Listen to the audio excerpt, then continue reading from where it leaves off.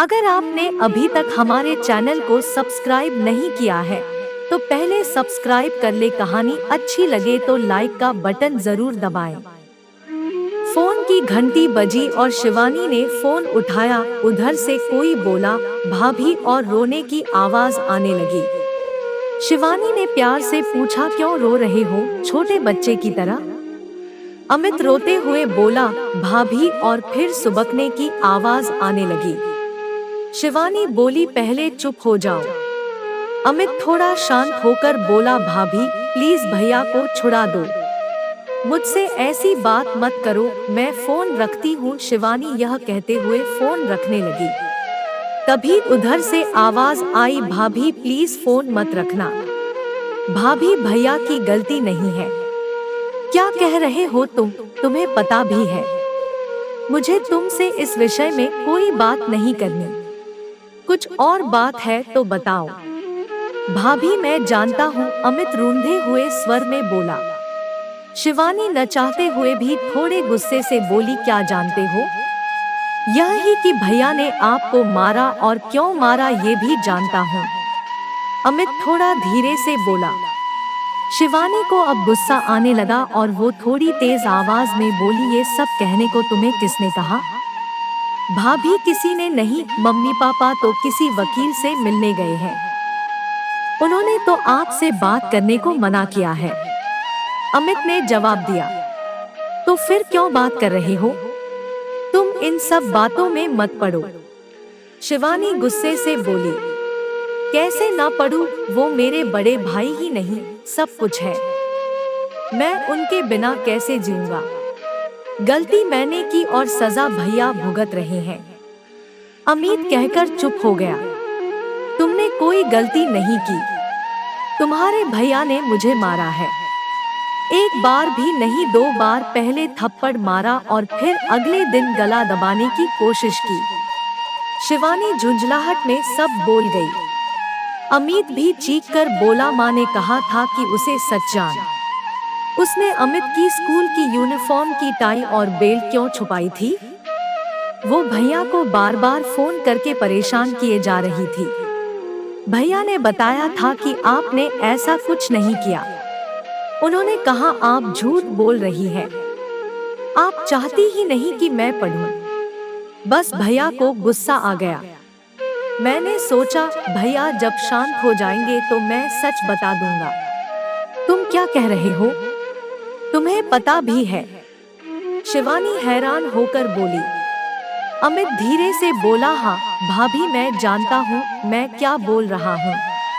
24 जनवरी सुबह 5 बजे आप दोनों बेंगलुरु के लिए निकल गए थे। मुझे लगा था उस दिन मैं स्कूल की छुट्टी कर लूंगा, पर मम्मी पापा बोले नहीं, कोई छुट्टी नहीं, स्कूल जाओ। स्कूल में मेरा टेस्ट था और मैंने याद नहीं किया था। मम्मी पापा को पता था कि बुधवार को स्कूल की यूनिफॉर्म की चेकिंग होती है, इसलिए मैंने टाई बेल्ट जल्दी से बेड में नीचे डाल दी और उनके साथ ढूंढने लग गया। बस ढूंढते ढूंढते समय कट गया। मम्मी को लगा आप छुपा कर गई हैं। उन्होंने तभी भैया को फोन लगाकर गुस्से में आपके लिए बहुत कुछ कहा और साथ में ये भी कह दिया, आप चाहती ही नहीं मैं पढ़ूं। मुझे यह नहीं पता था यह इतनी बड़ी बात हो जाएगी। सारी भाभी, शिवानी ने दर्द भरी आवाज में कहा, तुमने यह बात अपने भैया से क्यों नहीं बताई? मैंने भैया को फोन किया था पर भैया ने कहा मैं बाद में बात करूंगा। मैं डर भी गया था। भाभी प्लीज मेरे भैया को जेल से निकाल दो, उनकी जिंदगी खराब हो जाएगी। उन्होंने बहुत मेहनत की है तब जाकर इतनी अच्छी नौकरी मिली है। भाभी प्लीज मेरी खातिर। ये कहकर अमित जोर जोर से रोने लगा। शिवानी बोली, चुप हो जाओ, मैं तुम्हारे भैया को जेल से निकाल दूंगी, पर तुम प्रॉमिस करो तुम हमारी इन बातों के बारे में कभी किसी को नहीं बताओगे, अपने भैया तक को नहीं।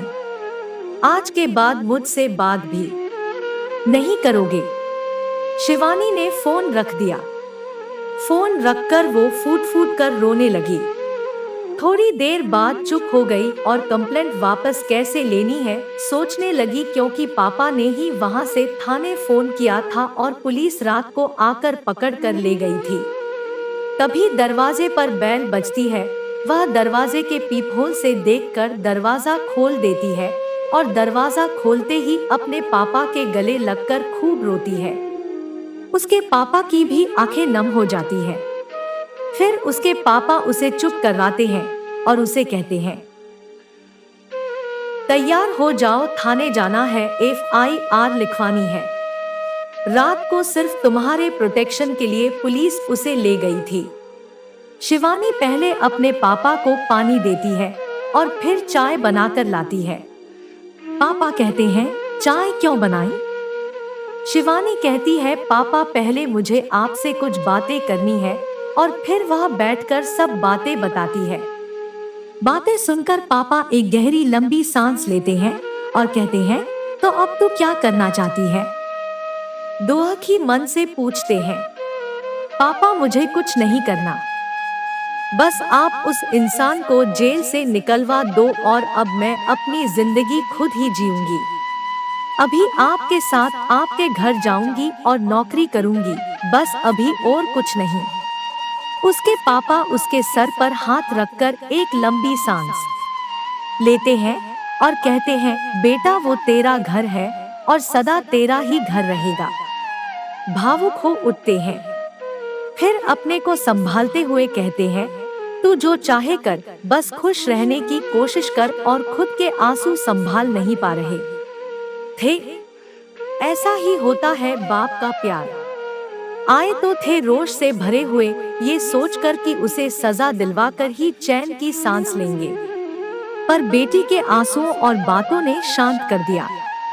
कभी कभी घर की छोटी छोटी बातें घर तबाह कर देती है, घर बसने से पहले ही उजाड़ देती है, सपनों के ताजमहल मिनट में ढेर कर देती है। मेरी बेटी का क्या कसूर था? ये सब सोचते हुए उठते हैं और शिवानी से सामान पैक करने को कहते हैं। फिर पापा बेटी थाने जाने के लिए निकल जाते हैं।